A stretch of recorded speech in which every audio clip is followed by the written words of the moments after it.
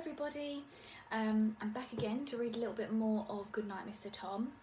We just read the first 2 pages last week, and Willie had been dropped off with Tom. We know that he was evacuated. Now, I did ask some of you last time to think about how Willie must have been feeling when he was dropped off with Mr Tom. Now, someone in my class did write me a diary entry as if they were Willie, and I found some things that they put in there really interesting. Now, we've not studied World War II yet, so we don't really know much about it, and the child in my class said that they thought that Willie was from Germany. Now, we have learnt a little bit about Anne Frank before, now how they had to escape Germany because of what was going on there, but actually Willie was evacuated from London. So he was taken from London and then he was evacuated to the countryside. Now, some of us might think that's a little bit strange, but I want you to have a chat with your grown-ups at home and see why you think it might have been that children were taken from cities, because it wasn't just London, and then transferred to the countryside. Why might it have been dangerous for children to stay in big cities? So we're going to carry on reading today. If you're following along on the online version, then we're starting on page 3. It was a small, comfortable room with 2 windows. The front one looked out onto the graveyard, the other onto a little garden at the side. The large black stove stood solidly in an alcove in the back wall, a thick, dark pipe curving its way upward through the ceiling.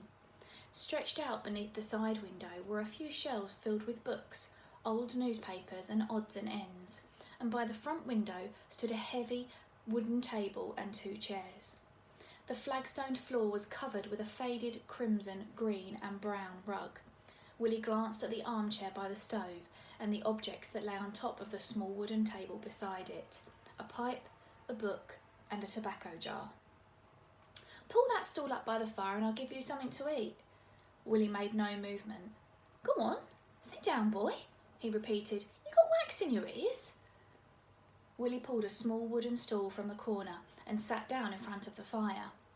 Tom cooked 2 rashers of bacon and placed a slab of bread, fresh with the bacon drippings, beside it on a plate. He put it on the table with a mug of hot tea. Willie watched him silently, his bony elbows and knees jutting out angularly beneath his thin grey jersey and shorts. He tugged nervously at the top of his woolen socks, and a faint smell of warm rubber drifted upwards from his white sneakers. "Eat that up," said Tom. Willie dragged himself reluctantly from the warmth of the fire and sat at the table. "You can put your own sugar in," Tom grunted. Willie politely took a spoonful, dunked it into the large white mug of tea and stirred it. He bit into the bread, but a large lump in his throat made swallowing difficult. He didn't feel at all hungry, but remembered apprehensively what his mum had said about doing as he was told. He stared out at the graveyard. The sun shone brilliantly, yet he felt cold. He gazed at the few trees around the graves. Their leaves were all different colours, pale greens, amber, yellow. "Ain't you hungry?" asked Tom from his armchair. Willie looked up, startled. "Yes, mister," he whispered. "Just a slow chewer, that it?" He nodded timidly and stared miserably at the plate. Bacon was a luxury. Only lodgers and visitors had bacon, and here he was not eating it. "Maybe you can chew a bit more easy later." Tom beckoned him over to the stool. "Put another spoon of that sugar in, boy, and bring that tea over here." Willie did so and returned to the stool. He held the warm mug tightly in his icy hands and shivered. Tom leaned towards him. "What you got in your bag then?" "I dunno," mumbled Willie. "Mum packed it. She said I weren't to look in it."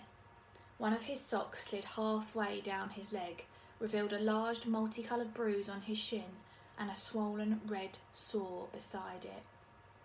"That's a nasty old thing," Tom said, pointing to it. "What give you that?" Willie pulled the sock up quickly. "Best drink that before it gets cold," said Tom, sensing that the subject needed to be changed. Willie looked up intently at the fire and slowly drank the tea. Tom stood up. I've got to go out for a spell. Then I'll fix your room, see? Up there, he pointed to the ceiling. You ain't afraid of heights, are you? Willie shook his head. That's good, or you'd have to sleep under the table. He bent over the stove and shovelled some fresh coke into the fire. Here's an old scarf of mine, he muttered, and he threw a khaki object over Willie's knees. He noticed another bruise on the boy's thigh, but said nothing. Have a wander round the graveyard. Don't be scared of the dead. At least they can't drop an old bomb on your head.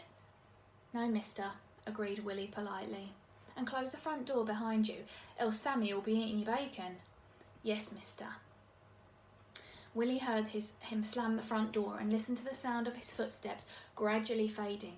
He hugged himself tightly and rocked backwards and forwards on the stool. I must be good, he whispered urgently. I must be good. And he rubbed a sore spot on his arm.